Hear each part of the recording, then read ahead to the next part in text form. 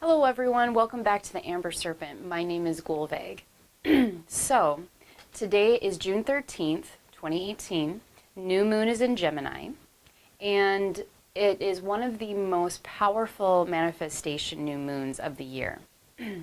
So I am really excited that the Rune Reading Wednesday is falling on this very auspicious day. Just as a little side note, if you guys hear any kind of noise in the background, we have roofers on top of the house today. But today was really just too important of a day to do Rune Reading Wednesday to just skip it because of a little bit of noise.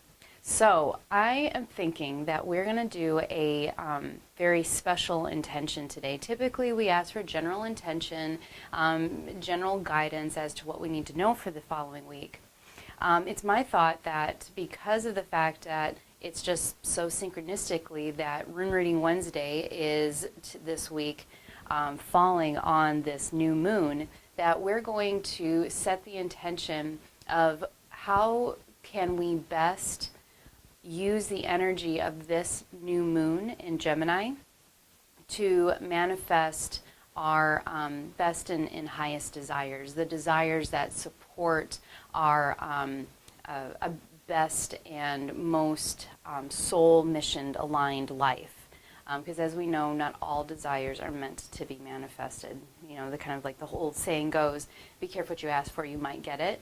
So what do we need to know to about this new moon? What do we need to know to be able to best utilize its energy to support our best and highest intentions and desires? Okay, sound good, right? All right, so let's keep that intention in our mind.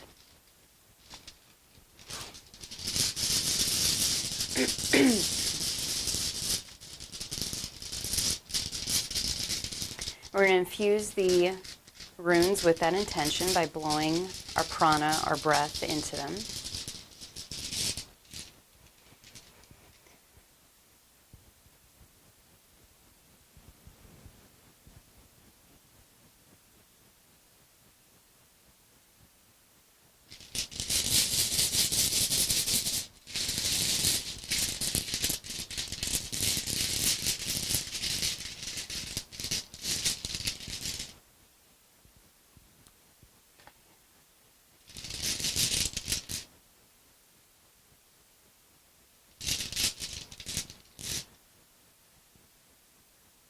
Feeling like I need to pull one more rune, a fourth one.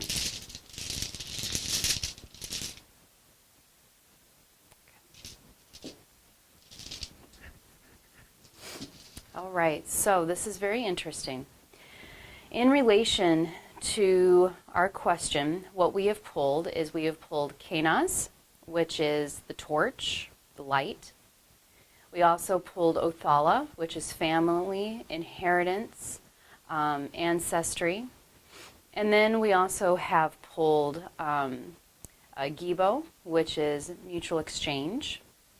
And we have pulled Yera, which is karma, cause and effect, yin and yang, and balancing the opposites. So what does this all mean? Well, when we take a look at them as a whole here, the way that what is coming to me is that first and foremost, the torch, because it has a meaning that's associated with the flame, is also associated with desire.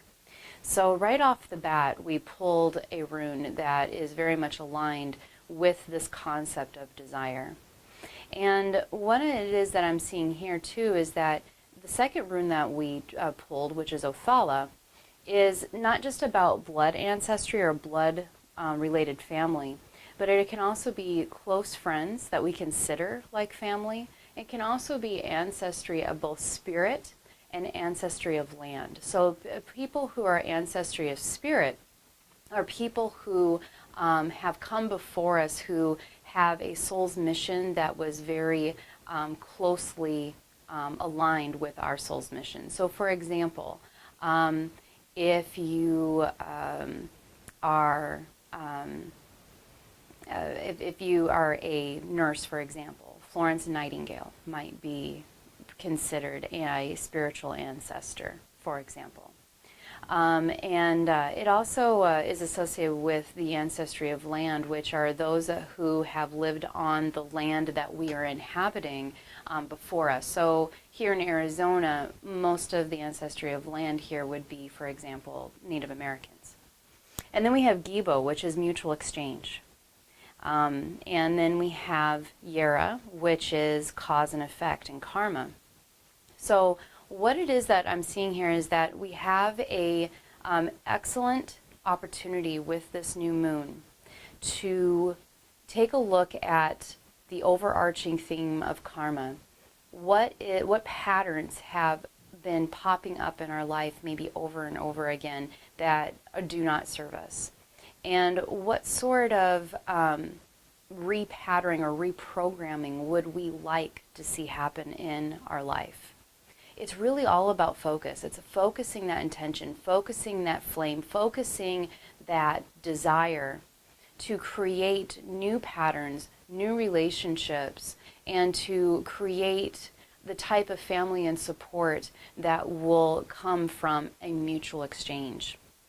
So what I'm seeing here, what's coming to me, is that perhaps a lot of folks who are tuning in are folks who in the past have either have trust issues, and trust issues may be for a good reason. Perhaps we have had betrayals in the past. Perhaps we have a pattern of having relationships where we give more than we receive.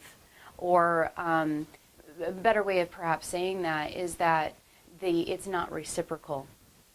And so what it is saying here is to make sure that, one, we know who our support is. Who is our family? Who is our spiritual family? Do we have blood family and blood related support? Or are the ancestors of land there to help us with whatever work it is that we are doing? To identify what support that we have, making sure that we create a dynamic of mutual exchange between us and them. And this may even have a pattern if it's sometimes even harder to see the pattern if we are not the ones that are always giving, but we are always the ones that are taking. So if that is the case as well, then making sure that we rewrite these programs so that there's a win-win on both sides, and so that folks are holding hands, so to speak, to be able to make sure that everybody kind of rises up. And the ancestry there too is not just ancestry for the blood-related folks who are still living. I want to make it very clear that this is also spiritual support from those who have come before us.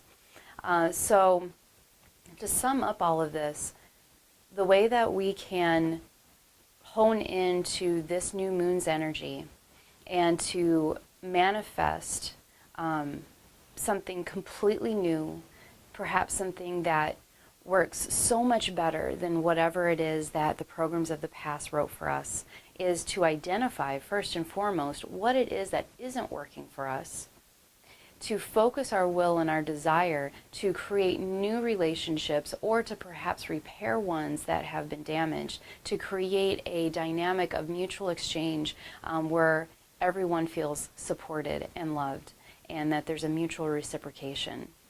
So thank you so much for tuning into the Amber Serpent.